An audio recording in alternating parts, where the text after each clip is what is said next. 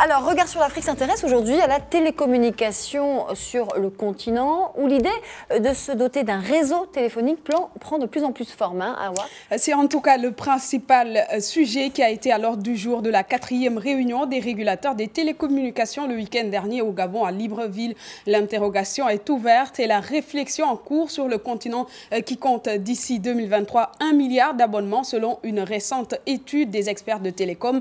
Ce projet, Nadia, est déjà perçu comme un grand pas vers l'avenir technologique du continent. Suivons d'abord ce reportage de notre correspondant à Libreville, Ismaël Obiangze. Avec 700 millions d'abonnés à la téléphonie mobile en 2017, l'Afrique devrait atteindre 990 millions d'abonnements en 2023, ce qui représente, selon un rapport publié par TIC Mag, le double de la croissance enregistrée dans le monde. On comprend très vite d'où vient alors la motivation de notre beau continent à vouloir se doter d'un réseau téléphonique unique. Le projet suscite déjà un certain intérêt auprès de ses principaux destinataires. Mon avis, c'est que s'il y a un seul réseau en Afrique, ça permettra à l'Afrique de sécuriser le réseau. Je vois qu'avec tellement de réseaux, c'est facile d'entrer dans nos réseaux et nous faire de tout ce que nous savons aujourd'hui. Concrètement, il s'agira de permettre aux Africains de partir d'un pays à l'autre sans avoir besoin d'une carte SIM locale, mais sans aussi payer des frais de roaming pour recevoir et émettre des appels. Serge Alain Tagoué, opérateur e-commerce installé au quartier Petit Paris à Libreville, y voit une ambition de taille bénéfique à l'ensemble du continent. Naturellement, trop de réseaux a des inconvénients. Si vous n'avez pas des accords avec certains réseaux à l'international, les communications ne passent pas automatiquement et les coûts sont extrêmement élevés. Les experts des télécoms ont amorcé un travail sur les barrières juridiques et de sécurité, l'interconnexion des réseaux et le paiement des opérateurs. 22 pays africains sont à l'origine de ce projet qui entre en effectivité en 2025. Alors c'est un projet d'envergure, ouais, mais en quoi un seul réseau téléphonique pourrait être bénéfique aux pays africains?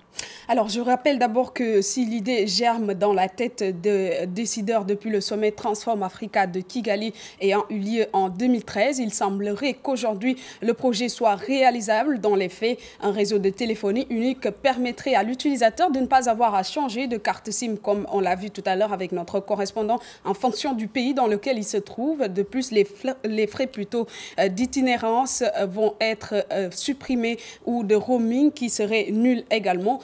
Cela permettrait, entre autres, d'émettre et de recevoir un appel sans payer de frais exorbitants dénommés Smart Africa. Nadia, ce projet vise donc à créer un marché unique africain fort de 1,2 milliard de consommateurs. Le trafic interafricain va augmenter ainsi que le commerce interafricain. Alors, Awa, c'est une innovation si ça arrive à se concrétiser. Mais finalement, on en est où dans l'élaboration du projet? Alors aujourd'hui, presque 22 pays africains sont d'ores et déjà partants. D'ailleurs, ce projet a été testé au sein de 4 pays différents, en l'occurrence le Rwanda, le Soudan du Sud, le Kenya et l'Ouganda. Et selon le secrétaire général de ce projet, le trafic a fait une augmentation de 800% et le revenu a augmenté pour les opérateurs, ce qui signifie donc, Anissa, que les opérateurs eux-mêmes vont gagner dans ce projet Smart Africa. D'accord. Et qu'en est-il, Awa, des moyens, des voies techniques, juridiques, économiques pour justement la mise en œuvre de ce projet, de ce réseau unique? Bon, dans cette optique, les experts de télécommunications ont planché sur la question lors de la rencontre de Libreville ce week-end. Mais on peut dire déjà qu'aujourd'hui, les télécommunications en Afrique, c'est un secteur de plus en plus libéralisé sur le plan réglementaire. La majeure partie des pays africains s'est engagée depuis plusieurs années dans des réformes allant de la révision des politiques et cadres de réglementation à la création d'agences de régulation, des réformes qui ont attiré d'importants investissements dans ce secteur, Zineb. Alors aujourd'hui, comment finalement se porte le marché interafricain de la télécommunication, Awa? Alors, il faut noter que la progression de la téléphonie mobile a été exponentielle entre 2010 et 2015, soit une hausse de 70%. Donc, le groupement mondial des opérateurs de téléphonie s'attend à atteindre 725 millions d'abonnés uniques en 2020.